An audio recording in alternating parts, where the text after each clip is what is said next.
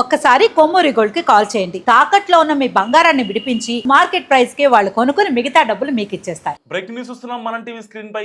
ఇంధన రవాణా సమస్యలను దృష్టిలో ఉంచుకొని నగరంలోని ప్రముఖ ఐటీ దిగ్గజాలైన విప్రో, యాక్సెంచర్, టీసీఎస్ వంటి సంస్థలు తమ ఉద్యోగులకు తక్షణమే వర్క్ ఫ్రం హోమ్ సౌకర్యాన్ని కల్పించాయి. ఉద్యోగులు ఆఫీసులకు రావడానికి పెట్రోల్ కోసం ఇబ్బందులు పడుతుందనే ఉద్దేశంతో కంపెనీలు ఈ నిర్ణయం తీసుకున్నాయి. మరికొన్ని కంపెనీలు సగం మంది ఆఫీస్ నుంచి, సగం మంది ఇంటి నుంచి పనిచేసేలా 50-50 హైబ్రిడ్ విధానాన్ని కూడా అమల్లో తెచ్చాయి. సో ఐటీ కంపెనీల ఈ నిర్ణయం వల్ల బంకుల వద్ద రద్దీ తగ్గడంతో పాటు నగరంలో ట్రాఫిక్ సమస్యలు కూడా కొంతమేర పరిష్కారం అయ్యే అవకాశం ఉందని కూడా అధికారులు భావిస్తున్నారు. సో ఇరాన్-ఇజ్రాయెల్ వార్ ఎఫెక్ట్ ఇటు ఇండియాపై చాలా గట్టిగా పడుతోంది. రెడీమేడ్ ఫుడ్ ప్రాసెసింగ్ యూనిట్లపైన హోటళ్ళు, కెఫేలు, టిఫిన్ బండ్లు అన్నీ మూతపడుతున్నాయి. సో ఇటు తినుబండారాల రేట్లు కూడా పెరుగున్నాయి. అంటే పాల దగ్గర నుంచి పడుకునే వరకు ప్రతి వస్తువు ఇప్పుడు కాస్ట్లీ అయిపోతుంది. సో వారానికి 3 రోజులు ఇంట్లోనే ఉండే ఛాన్స్ కూడా ఇప్పుడు పాసిబిలిటీ ఉన్న ప్రైవేట్ రంగాలకు, ఏదైతే సాఫ్ట్వేర్లు కావచ్చు, లేకపోతే ఇంకేమన్నా ప్రైవేట్ కంపెనీస్ ఏమైనా కావచ్చు, except public sector. So private సెక్టార్లు అన్నీ కూడా ఆ యొక్క యాజమాన్యాలు ఆలోచిస్తున్నాయి. ఇప్పటికే కేంద్రం నుంచి కొన్ని విధి విధానాలు కూడా కన్సర్న్ కంపెనీస్కి, ఆథరైజ్డ్ పర్సన్స్కి వెళ్ళాయి. సో వారానికి 3 రోజులు ఇంట్లోనే ఉంటే ఫ్రైడే, సాటర్డే, సండే కావచ్చు, లేకపోతే థర్స్డే, ఫ్రైడే, సాటర్డే కావచ్చు, ఏదైతే అంటే అక్కడ పనికి ఎలాంటి ఇబ్బంది కలగకుండా వర్క్ ఫ్రమ్ హోమ్ ఇచ్చేందుకు కేంద్రం విధి విధానాలు స్పష్టం చేసింది. అండ్ ఆల్ పార్టీ మీటింగ్లో కూడా మోడీ చాలా క్లియర్గా చెప్పారు ఇప్పటికే. సో ఇటు ఎమర్జెన్సీ మీటింగ్ పెట్టారు మోడీ. దేశంలో ఇంధన కొరత, ఇటు చమురు కొరతపై అధికారులతో మాట్లాడారు. హార్మూజ్ జలసంధి దగ్గర నుంచి అయితే షిప్స్ టువర్డ్స్ ఇండియా వైపు వచ్చే షిప్పులు ఎన్ని, అండ్ దానికి సంబంధించి ఎంత సరిపోతుంది మనకున్న జనాభాకి, ఇంకో ఆల్టర్నేటివ్గా ప్లాన్స్ ఏమన్నా, సో వాటి గురించి అధికారులతో డిస్కస్ చేశారు ప్రధాని మోదీ. సో రాజ్యసభలో కూడా చాలా క్లారిటీ ఇచ్చారు. కరోనా తరహా సిచ్యువేషన్ మళ్ళీ రిపీట్ కాబోతుందా అంటూ కూడా మోడీ మాట్లాడారు. కరోనా అప్పుడు ప్రాణం పోతుందనే భయం ఏర్పడేది, కానీ ఇప్పుడు సిచ్యువేషన్స్ ఏమైనా ప్రాణాలు పోవు, కానీ చాలామంది రోడ్డున పడతారు. జాబులు కోల్పోవచ్చు, వాళ్ళ యొక్క ఫ్యామిలీని చూసుకునే పరిస్థితి రాకపోవచ్చు, ఈఎంఐలు కట్టలేకపోవచ్చు, ఇంటి రెంట్లు కూడా కట్టలేనటువంటి పరిస్థితి ఏర్పడవచ్చు. సో ఇప్పటికే హోటల్ రంగం, ఇటు కెఫేలు కావచ్చు, రెస్టారెంట్స్ కావచ్చు, హోటల్స్ కావచ్చు, రోడ్డు పక్కన ఉండే తోపుడు బండ్లు కావచ్చు, అన్నీ కనిపించడం మానేశాయి. Not only Telugu states, India వైడ్గా దాదాపుగా 1,00,000 తోపుడు బళ్ళు ఈ వారంలో మాయమైపోయాయి. తెలుగు రాష్ట్రాల్లోనే కాదు, ఇండియా వ్యాప్తంగా కొన్ని వేల రెస్టారెంట్లు దేశవ్యాప్తంగా మూతపడ్డాయి. ఎల్పిజి యొక్క కమర్షియల్ గ్యాస్ దొరక్క. సో ఒకవేళ దొరికినా అది 6,000, 7,000, 10,000తో కూడా చెప్పి బ్లాక్లో అమ్ముకుంటున్న పరిస్థితి. సో ఇంకా ఇలాంటి నేపథ్యంలో ఒక సేఫెస్ట్ జోన్ ఏదన్నా ఉంటే అది ఎంప్లాయీస్కి వర్క్ ఫ్రమ్ హోమ్ కల్పిస్తే ఇటు ట్రాన్స్పోర్ట్ పరంగా సో కొంచెం ఆ ప్యానిక్ తగ్గుతుంది, అండ్ ఫుడ్ పరంగా వాళ్ళు ఇళ్లలోనే చేసుకుంటారు. ఎందుకంటే గృహోపకరణాలకు యూజ్ చేసే ఏదైతే గ్యాస్ ఉందో అది ఆల్మోస్ట్ 20 to 25 డేస్లో వచ్చేస్తుంది, ఇబ్బంది ఏం లేదు. సో వాళ్ళు ఇంటి దగ్గరే ఉండి ప్రశాంతంగా ఉంటారనే విధానంలో ఇప్పుడు కేంద్రం ఆలోచిస్తోంది. ఏదైతే కమర్షియల్ గ్యాస్ని కూడా రెక్టిఫై చేస్తుంది. 20% అంటే అవసరాన్ని బట్టి కొన్ని హోటల్స్కి అండ్ రెస్టారెంట్లకి ఎల్పిజి కమర్షియల్ గ్యాస్ని కూడా పంపించే ప్రయత్నం చేస్తుంది కేంద్రం. సో ఇలాంటి నేపథ్యంలో ఇప్పుడు వర్క్ ఫ్రమ్ హోమ్ అనివార్యమవుతోంది. చాలామంది, దాదాపుగా దేశ జనాభాలో 50 మంది, 100కి 50 మంది, అంటే 50% ప్రైవేట్ జాబ్లు, గవర్నమెంట్ సెక్టార్లో, ఇటు ఏదో ఒక సెక్టార్లో వర్క్ చేసే పీపుల్సే చాలామంది. 20 to 45 ఇయర్స్ మధ్యలో ఉన్న వాళ్ళు చాలామంది, 50% మంది ఇప్పుడు జాబులు చేస్తున్న పరిస్థితి.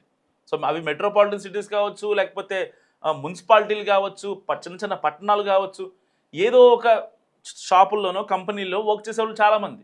సో అలాంటి వాళ్ళు డైలీ ఎక్స్పెన్సెస్ కోసం ఈ ఫ్యూయల్ కాస్ట్ పెరిగిపోవడం, అండ్ ఇప్పటికే యొక్క పవర్ పెట్రోల్పై 2.5 రూపీ పెంచాయి.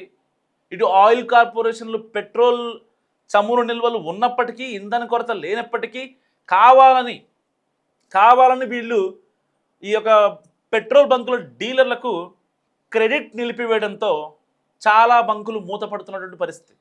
ఇంతకుముందు క్రెడిట్ ఇచ్చి, అప్పు ఇచ్చి ఆయిల్ ట్యాంకర్లు పంపించేవాళ్ళు. సో ఇప్పుడు ఆయిల్ ట్యాంకర్లు డబ్బులు ఇవ్వకుంటే పంపించినటువంటి సిచ్యువేషన్. ఇలాంటి నేపథ్యంలో ఇప్పుడు ఎట్టి పరిస్థితుల్లో ఇక్కడ వర్క్ ఫ్రమ్ హోమ్ ఇస్తే సగం బాధలు పోతాయి. వర్క్ ఫ్రమ్ హోమ్ ఇస్తే ఎవరిళ్లలో వాళ్ళే ఉంటారు, ఎలాంటి ఇబ్బంది ఉండదు అనేది ఇక్కడ కేంద్రం యొక్క ప్రధాన ఉద్దేశం. సో చాలామంది సోషల్ మీడియాలో లాక్డౌన్ ఎందుకు లాక్డౌన్ అవుతుంది? లాక్డౌన్ అయ్యే ఛాన్స్ లేదు. కానీ పర్టికులర్గా ఈ యొక్క ఫుడ్ ప్రాసెసింగ్ యూనిట్స్ పైన మనం పొద్దున్నే తాగే పాల దగ్గర నుంచి నైట్ పడుకునే వరకు ఏవైతే తింటున్నామో, ఏవైతే తాగుతున్నామో అవన్నీ కూడా రేట్లు పెరుగుతాయి. సో కరోనా సమయంలో ప్రాణాలు పోయేవి, ఇక్కడ రేట్లు పెరుగుతాయి. సో ఇది లాక్డౌన్ కాదు, ఒక ప్రత్యేక పరిస్థితి, లాక్డౌన్ తరహా సిచ్యువేషనే. సో ఖర్చులు తగ్గించుకోవాలి, దూర ప్రయాణాలు మానేయాలి, అవసరం ఉంటేనే ఖర్చు చేయండి. సో మరింత ఖర్చులు పెరిగే అవకాశం ఉంది. ఇటు ఆయిల్ కావచ్చు, వంట నూనెలో వాడే యూజ్ చేసే ఆయిల్ కావచ్చు, అన్నీ కూడా. సో ప్రతిదీ, ఇటు లిక్కర్ కావచ్చు, ఫారెన్ బ్రాండ్పై ఎఫెక్ట్ పడే అవకాశం ఉంది. ఎందుకంటే ఈ యుద్ధం వల్ల ఒక ఆర్థిక వ్యవస్థ అనగా కొంచెం అటు ఇటు అయితే ఆబ్వియస్లీ ప్రభుత్వాలకి గుర్తొచ్చేది లిక్కర్ అనమాట. సో లిక్కర్ ప్రియులకు ఒక రకంగా బ్యాడ్ న్యూస్ అని చెప్పుకోవచ్చు. ఇన్ నెక్స్ట్ 10 days యుద్ధం ఆగిపోయిన తర్వాత 10 రోజుల తర్వాత ఎట్టి పరిస్థితిలో ఏ యొక్క లిక్కర్ మాటలు ఉన్నాయో అవన్నీ కూడా ధరలు భారీగా పెరగబోతున్నాయి. ఇటు కిచెన్లో ఉండే ప్రతి ఐటెం, గ్రాసరీస్ రేట్లు పెరుగుతాయి, ఫుడ్, ఇంకా ఇటు బట్టలు కావచ్చు. సో మన ఇంటికి యూజ్ చేసే ఏ థింగ్ అయినా సరే ప్రతిదీ రేట్లు పెరిగిపోతాయి. సో దానికోసం ఒక కీలక నిర్ణయం తీసుకోబోతుంది కేంద్ర ప్రభుత్వం. ఎట్టి పరిస్థితిలో వర్క్ ఫ్రమ్ హోమ్ పాసిబిలిటీ ఉన్న వాళ్ళకు మెట్రోపాలిటన్ సిటీస్లో చాలా ఇబ్బంది పడుతున్నారు. సో ఇటు హైదరాబాద్ కావచ్చు, చెన్నై కావచ్చు, ఇటు బెంగళూరు, కోల్కతా, బాంబే, ఢిల్లీ ఈ యొక్క సిటీస్లో చాలామంది అవస్థలు పడుతున్నారు, నానా అవస్థలు. అక్కడెక్కడో యుద్ధం జరుగుతుంటే ఇక్కడ పెట్రోల్ బంకుల దగ్గర పోలీసు వాళ్ళు కాపలా కాయాల్సిన సిచ్యువేషన్. పెట్రోల్ ట్యాంకర్ వస్తే కరెక్ట్గా 2-3 గంటల్లో సిచ్యువేషన్ మొత్తం అక్కడ ఇదైపోతుంది అన్నమాట. అక్కడ ట్యాంకర్లు ఖాళీ అవుతున్నాయి, ఒక పక్క బండ్లు, ఆటోలు, ఇంకా టాటా ఏసీలు, కార్లు, లారీలు, ఇంకా వాటర్ టిన్నులలో పెట్రోల్ ఎత్తుకెళ్ళేవాళ్ళు. ఇలాంటివి చూసి సో చాలామంది ప్యానిక్ అయిపోయి ఒక 100 రూపాయలు పెట్రోల్ కొడుచుకునే వాళ్ళు 300, 400 లేకపోతే ఫుల్ ట్యాంక్ చేయించుకోవడం చేస్తున్నారు, ఎక్కడ పెట్రోల్ దొరకదు అని చెప్పి. సో దానివల్ల ఈ యొక్క ఇంపాక్ట్స్ అన్నీ బేసిక్గా అసలు ఇంధన కొరత ఇండియాలో ఉందా లేదా అంటే ఇంధన కొరత ఇండియాలో లేదు, గ్యాస్ కొరత ఉంది. కేవలం గ్యాస్ కొరత మాత్రమే ఉంది. చాలామంది అర్థం చేసుకోవాలి. చాలామందికి చెప్తున్నా, మనం టీవీ సాక్షిగా చెప్తున్నా, మన దేశంలో ఇంధన కొరత లేదు, పెట్రోల్ డీజిల్ రేట్లు పెరగవు. సో మీకు ఎంత కావాలో అంతే కొట్టించుకోండి. ఎట్టి పరిస్థితుల్లో ఎక్కువ స్థాయిలో మీరు పెట్రోల్ కొట్టించుకుంటే దానివల్ల నెక్స్ట్ వాళ్ళకు ఉండదు. సో ఆ ప్యానిక్ బుకింగ్ వల్ల చాలామంది ఇప్పుడు ఒక పెట్రోల్ బంక్ దగ్గర దాదాపుగా 5-6 రోజులు బట్టి మనం సినారియోస్ చూస్తున్నాం. పెట్రోల్ బంకులు మూతలు పడుతున్నాయని. ఎందుకు మూతలు పడుతున్నాయి? ఈ యొక్క ఆయిల్ కార్పొరేషన్స్ ఎవరైతే ఉన్నారో వాళ్ళు ఈ యొక్క డీలర్స్కి క్రెడిట్ ఇవ్వట్లేదు. దానివల్ల నో స్టాక్ బోర్డు పెడుతున్నారు వాళ్ళు. ఆ నో స్టాక్ బోర్డులు చూసి ఒకవేళ ఫ్యూయల్ లేదేమో అని వీళ్ళు అనుకుంటున్నారు అనమాట. ఒక పక్క ఆల్రెడీ యుద్ధం జరుగుతుంది, ఇరాన్ ఇజ్రాయెల్ యుద్ధం, కాబట్టి చమురు రావట్లేదు, గ్యాస్ నిల్వలు కూడా అయిపోయాయి, గ్యాస్ కష్టాలు చూస్తున్నాం, కాబట్టి మనకి వేరే దేశాల నుంచే కదా పెట్రోల్ రావాల్సింది, కాబట్టి మనం ఇవాళే కొట్టించేసుకుంటే 1 వీక్ సరిపడా మనకి ఇబ్బంది ఉండదు, ఈ గ్యాప్లో ఏం జరిగినా ఇబ్బంది ఉండదు. ఒకవేళ కావాలంటే నేను హైదరాబాద్ కానీ, చెన్నై కానీ, బాంబే కానీ ఉండే మా సొంత ఊరికి నేను బండి మీద వెళ్ళిపోతా అనే యాంగిల్లో ఫుల్ ట్యాంకులు చేయించేసుకుంటున్నారు చాలామంది. సో దానివల్ల నెక్స్ట్ ఎవరైతే పెట్రోల్ కొట్టించుకునే వాళ్ళు ఉంటారో వాళ్ళకి పెట్రోల్ లేకపోవడం, పెట్రోల్ ఇంకా వాటర్ ట్యాంకుల్లో, వాటర్ టిన్నుల్లో పెట్రోల్ తీసుకెళ్ళిపోవడం, ఇలాంటివి జరగడం వల్ల పబ్లిక్ ప్యానిక్ అయిపోతున్నారు. సో వాస్తవానికి ఇంధన కొరత ఇండియాలో లేదు, ఓన్లీ గ్యాస్ కొరత మాత్రమే ఉంది. ఇప్పటికే తెలంగాణ డీజిల్ అసోసియేషన్ ఎవరైతే డీలర్స్ ఉంటారో వాళ్ళంతా క్లారిటీలు ఇస్తున్నారు. అలాంటి సిచ్యువేషన్ ఏం లేదండి అని పదే పదే కరాఖండిగా చెప్తున్నారు. వాళ్ళు అబద్ధాలు చెప్పరు కదా, రిపోర్ట్స్తోనే మాట్లాడతారు కదా. వాళ్ళు ఎందుకు అబద్ధాలు చెప్తారు? రోజుకు ఒక బంక్కి 30,000 లీటర్ల పెట్రోల్ అండ్ డీజిల్ వస్తుంటే 3-4 గంటల్లో అయిపోతున్నాయి. బయట క్యూలో ఉంటున్నారు అక్కడ పోలీసు వాళ్ళు.